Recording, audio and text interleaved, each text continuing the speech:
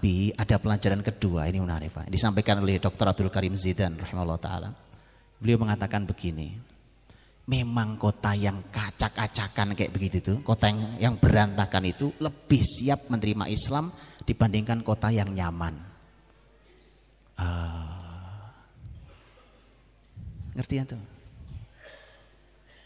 Antum kalau tinggal di sebuah lingkungan atau antum ada di sebuah kampus atau apapun lah lingkungan antum, mau tempat tinggal, mau tempat sekolah, mau tempat mau kota.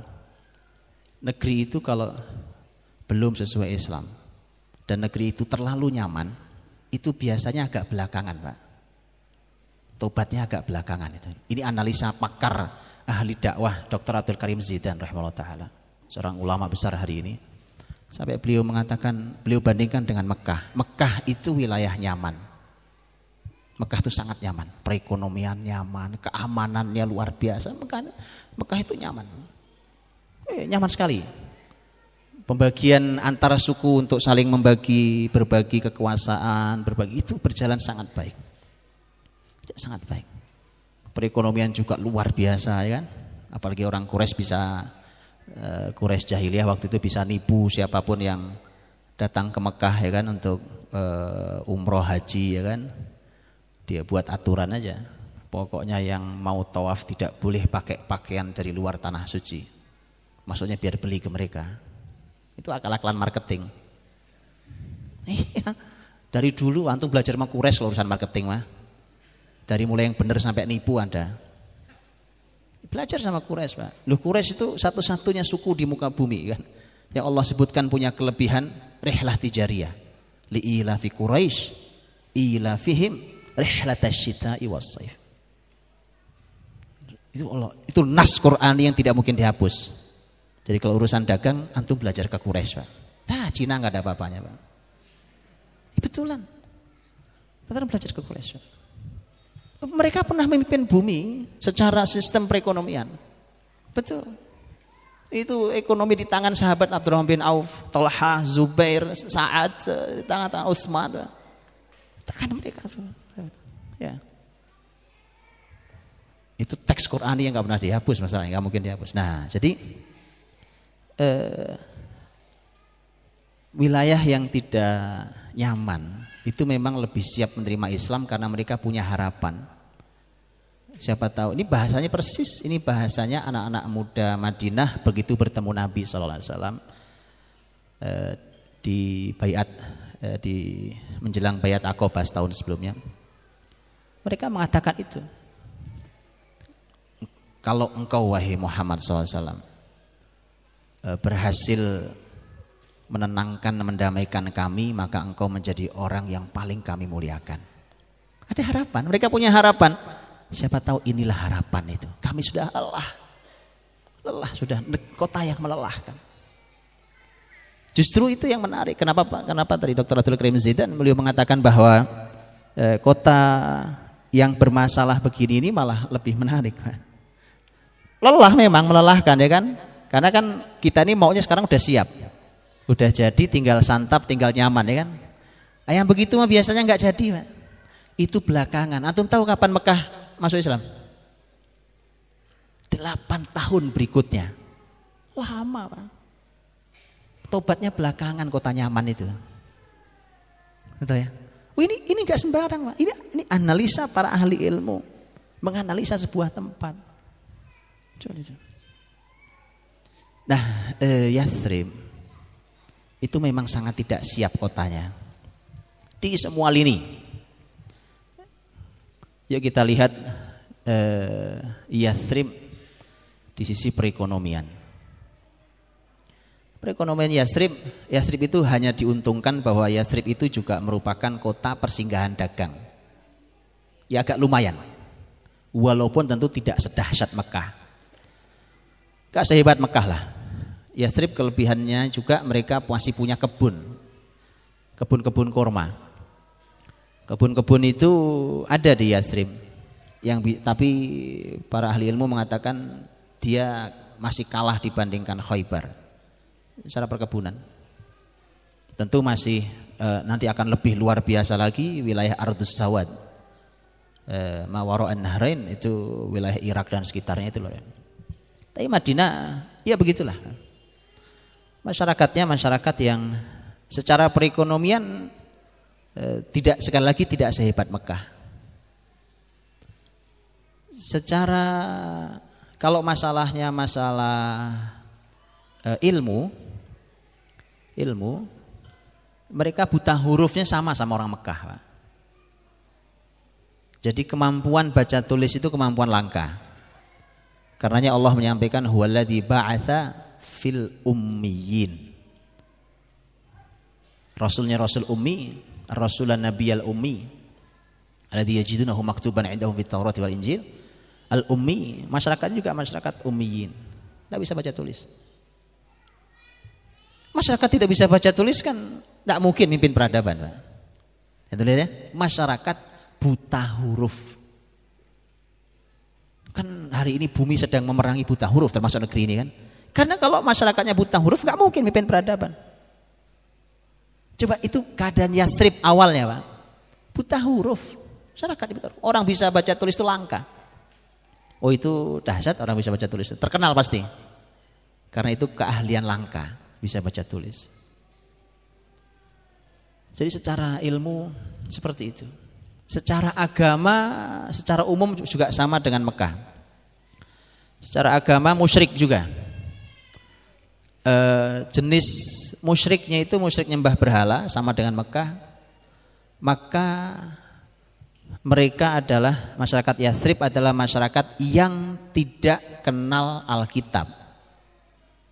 Kalau tidak kenal Alkitab, maka dia tidak akan pernah tahu tentang berita, ajaran gitu ya, tentang umat-umat terdahulu atau nabi atau peninggalan nabi.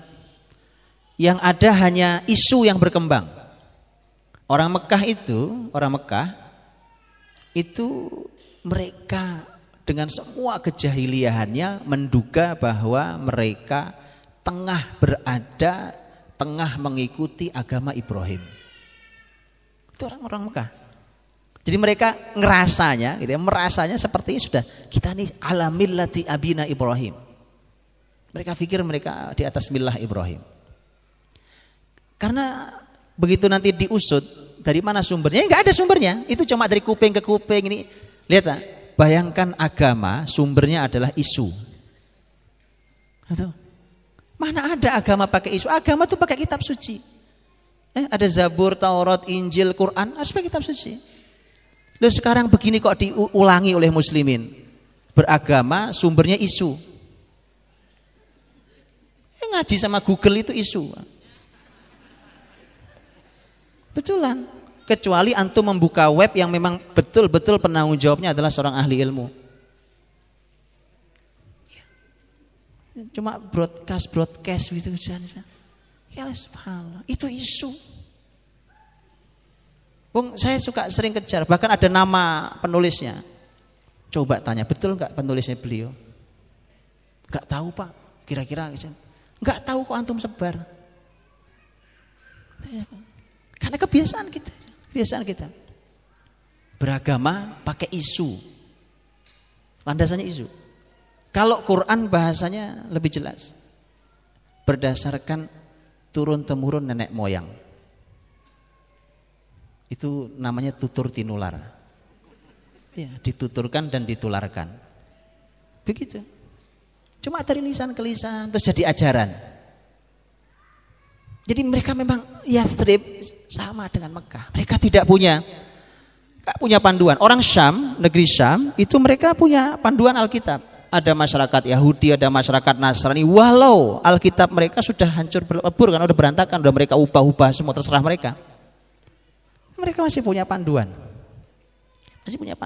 Makanya kalau antum melihat bagaimana Nabi tahun 7 Hijriah ngirim surat kepada para raja-raja, sikap Kaisar Romawi yang sangat santun itu karena dia tahu persis, sang kaisar tahu persis bahwa ada di Alkitab kami informasi dan ciri Nabi terakhir. Karena sopannya luar biasa. Tapi begitu Nabi kirim surat ke Kisra Persia, pemimpin tertinggi Persia, itu kan nggak ada ilmunya dia, nggak punya Alkitab. Persia tidak punya Alkitab.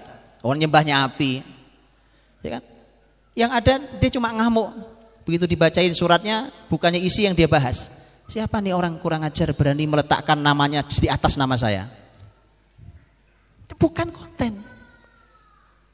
Walaupun Kisra tertinggi, kan? Bukan konten yang dibahas, Pak. Ya, tadi kulit-kulit tadi itu. Jadi antum tuh kalau bahas kulit-kulit antum ikuti Persia memang. Cuma senang dengannya. Betulan ini. Yang dikomentari kan Nabi ngirim suratnya begitu. Min Muhammad Rasulillah ila Kisra azim Furs. Gitu tulisan suratnya. Dari Muhammad Rasulullah untuk Kisra pembesar Persia. Kan nama Nabi di atas nama Persia. Nama dia, marah dia. Gitu ya. Kayak sekarang, Pak, sekarang. Kursi paling depan Pak Dirjen. Belakang terus kelas festival paling belakang, Mas, di ujung misalnya. Nah, siapa aja, Pak. Orang kalau bukan saya tidak izinkan, Pak. Tapi kalau selalu orang hanya hidup dengan suasana yang begitu, dia menikmati Allah, itu Persia itu. Persia enggak lama runtuh oleh itu, Pak. Baik. Jadi tidak secara agama sudah tidak ada pengetahuan ya. Yatsrib, Mekah, mereka semua pakai isu turun temurun, nggak jelas, sumbernya tidak pernah jelas, sumbernya tidak pernah tahu dari mana sumber sebenarnya ini. Katanya, nah gitu, katanya ini agama Ibrahim, katanya. Baik, secara sosial kemasyarakatan, masyarakatnya lelah sekali. Tadi seperti kalimat anak-anak muda yang menemui Nabi SAW di Mina itu, mereka lelah dengan pertikaian. Bahkan perang di masyarakatnya. Perang saudara. Maka saya heran banget dengan teman-teman ini yang senang banget berantem. Wallah saya heran, Pak. Kok ya cukup tenaga antum buat berantem itu loh. Saya pinjem tenaganya, ya kan? Saya pinjem deh tenaganya gitu. Insya Allah saya pakai untuk kebaikan. Wih, ini saya heran, Pak. Wih, itu kalau debat di dunia maya, ya Allah. Padahal dia berdebat bukan di satu media sosial. Di sekitar sekian media sosial, dia siap berantem. Saya bilang hebat banget tenaga di orang-orang ini. Untuk berantem itu luar biasa. Masyarakat sakit. Yang ngaji sirah harus berhenti, Pak. Saya udah berkali-kali bilang, yang ngaji sirah harus berhenti. Wallahi, tidak pernah ada kebesaran di masyarakat yang bertikai. Wallahil azim. Antum tahu Salahuddin Al-Ayyubi rahimahullah ta'ala? Bagaimana beliau mengambil Palestina kembali, membersihkan Palestina dari salib. Salahuddin diminta oleh pemimpin tertingginya, atasannya Nuruddin Zenki, agar segera masuk, ambil Palestina. Kata Salahuddin, tidak bisa, saya harus menundanya. Ditunda cukup lama. Anda tahu kenapa menunda? Salahuddin melihat tidak mungkin kita akan menang. Tidak mungkin. Kenapa? Lah, Mesir aja keadaannya seperti ini, padahal pintu masuknya dari Mesir. Mesir seperti ini keadaan musliminnya. Akidahnya sesat, masalah, rusak mereka, pemimpinnya sibuk berantem sendiri, itu nggak bisa. Ya itu makanya selesaikan ini dulu. Nggak, antum berhadapan sama orang kafir nggak bakal menang. Berarti Salahuddin bilang, nggak bakal menang. Tunggu dulu. Dibereskan dulu Mesir, begitu beres baru dengan izin Allah kemudian berhasil mengambil Palestina. Begitu. Jadi lelah, masyarakatnya lelah, bertikai, berantem, ya kan? Dan musuh Islam senang sekali. Kalau muslimin sedang tenang, mereka mikir ini apalagi isu yang bisa buat berantem nih ya. Lempar lagi, ya berantem lagi. Wah, ayolah silahkan berantem ya kan. Kita menikmati harta kekayaan negeri kalian. Allah, mau sampai kapan antum? Makanya saya selalu tidak tertarik hanya dengan berantem. Kalau bicara akidah, yuk kita bicara akidah, Pak. Baik, ini sesat, ini soleh, ini benar, ini yuk kita bicara, ada panduannya. Tapi sekedar berantem, apalagi hanya masalah kelompok. Ini kelompok apa ya? Ya, subhanallah. Sini sholat di Salman bareng-bareng sini, satu soft bersama antum biar benar. Soft dirapetin kakinya biar hati nggak bercerai-berai. Nabi katakan kan? Nabi katakan rapat softnya, sausufakum, rapat terus. Wala takhtalifu fatakhtalifa qulubukum. Jangan bercerai-berai, jangan renggang-renggang, nanti pecah hati kalian tuh. Ya, sholat bareng aja di sini dulu ya. Teman-teman, lelah. masyarakat Madinah, masyarakat Yathrib tidak bisa menghasilkan karya apa-apa. Capek berantem. Antum tahu orang-orang Yathrib kalau ke Madinah diejek Pak, sama orang Mekah. Diejek. Kenapa? Kan masyarakat rendah.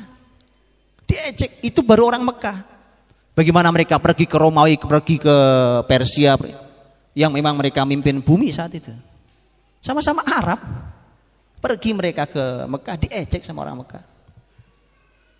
Salah satunya diejek karena faktor kesehatan. Coba, ternyata sampai kotanya pun kota sakit. Sakit, kesehatannya masalah. Kesehatan kota masalah. Sudah berapa tadi poinnya kan? Kesehatan kota masalah. Dikenal dengan hummal Madinah, dengan demam Madinah. Sampai ini dalam bahasa sejarah ya.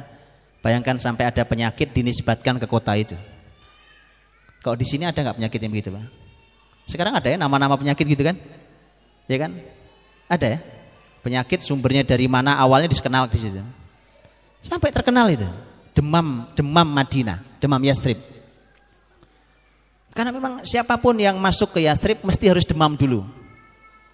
Demam tinggi, kadang-kadang sampai pingsan-pingsan itu. Seperti Bilal radhiyallahu anhu pertama masuk Yathrib pingsan-pingsan. Sampai akhirnya dia merindukan Mekah ya kan. Dia rindu, Bilal itu sampai rindu Mekah. Jadi ini luar biasa bermasalahnya kota Yathrib ini. Kesehatan bermasalah. Antum tahu kalau orang tawaf, karena ada sejarahnya. Orang tawaf itu ada sunnah. Sunnahnya namanya sunnah ar-ramal. Lari-lari kecil. Di 3 putaran pertama. Kan 7 putaran kan? Lari kecil. Kan mulai tawaf itu dari Hajar Aswad ya. Bismillahirrahmanirrahim, mulai putaran pertama. Itu lari kecil. Tapi begitu ketemu di Rukun Yamani, lari kecil dihentikan. Jalan kaki, Rukun Yamani itu satu sisi yang sejajar dengan Hajar Aswad. Rukun Yamani ini Hajar Aswad. Gitu ya, sejajar. Ini jalan kaki.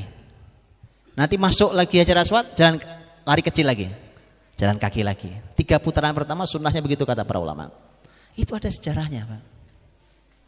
Tentu ada sejarahnya. Waktu Nabi SAW sudah di Madinah, kemudian bersama para sahabatnya melakukan tawaf, itu orang-orang kafir Quraisy itu duduk di Darun Nadwah. Tadi Ustaz Mawan sampaikan. Darun Nadwah itu posisinya ada di depannya Hijri Ismail. Antum bayangin Mekah aja ya, bayangin Ka'bah ya. Hijri Ismail itu ada di sisi yang berbeda dengan sisi Hajar Aswad dan Rukun Yamani.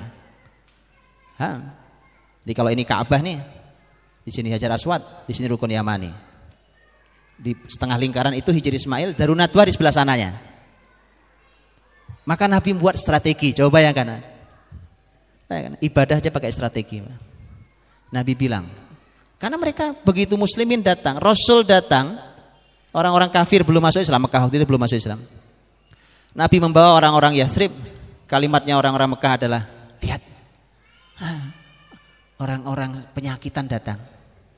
Kan namanya Yathrib dikenal masyarakat berpenyakit. Memang begitu, kotanya kota berpenyakit. Nabi, mereka orang-orang Quraisy nggak tahu itu artinya, memang mereka ngecek aja. Nanti kita sampaikan bagaimana Nabi SAW bahkan mendoakan mendoakan Madinah supaya diberikan Allah kesehatan. Maka Nabi buatkan strategi. Kata Nabi, kalian tawaf. Begitu mulai dari Hajar Aswad tawaf, kalian lari kecil. Bayangkan Pak, muslimin laki-laki berapa orang lari. Untuk apa? Untuk apa? Orang-orang Quraisy yang duduk di Darun Nadwah bilang, fisiknya hebat mereka ini ya. Kan orang lari, laki-laki lari, kebayang tuh. Begitu sampai di sini posisinya Rukun Yamani, berhenti, jalan kaki, nggak kelihatan dari sana. Ya, perlu strategi. Jadi makanya tolong teman-teman, Semangat itu penting, tapi semangat tanpa ilmu dan strategi nggak ada gunanya. Oh, Sirah Nabawi itu penuh strategi. Penuh strategi. Di sini jalan kaki kan nggak kelihatan dari Danau Toba kan? Itu pembesar-pembesar kumpul di sana, Pak. Lumayan buat nafas kan? Jalan kaki biasanya. Sampai sana lari lagi, karena udah mulai kelihatan. Jalan kaki lagi. Rabbana atina fid dunya hasanah kan? Karena itu perlu ditunjukkan di hadapan musuh. Wong di hadapan musuh kok ngeluh lemah terus. Makanya kan saya bilang, subhanallah, bagaimana muslimin hari ini menyebar dirinya di media sosial selalu kelemahan yang dibicarakan. Gak pernah menunjukkan ini kuat kami. Bukan, aduh kami sedang sedih, aduh ini sedang gini, wah masalah besar. Ya, musuh tertawa itu satu, yang kedua musuh tahu, kita tahu kita pintunya dari mana. Nabi SAW tunjukkan, lari kalian, lari. Itulah kemudian para ulama menyampaikan dalam fikihnya sunnah hukumnya di situ untuk lari kecil. Secara fisik masalah, secara kesehatan kota masalah. Apalagi yang belum disorot? Antum mau nyorot apa? Mau tahu keadaan Yastrib apa? Jadi kota ini sangat tidak siap.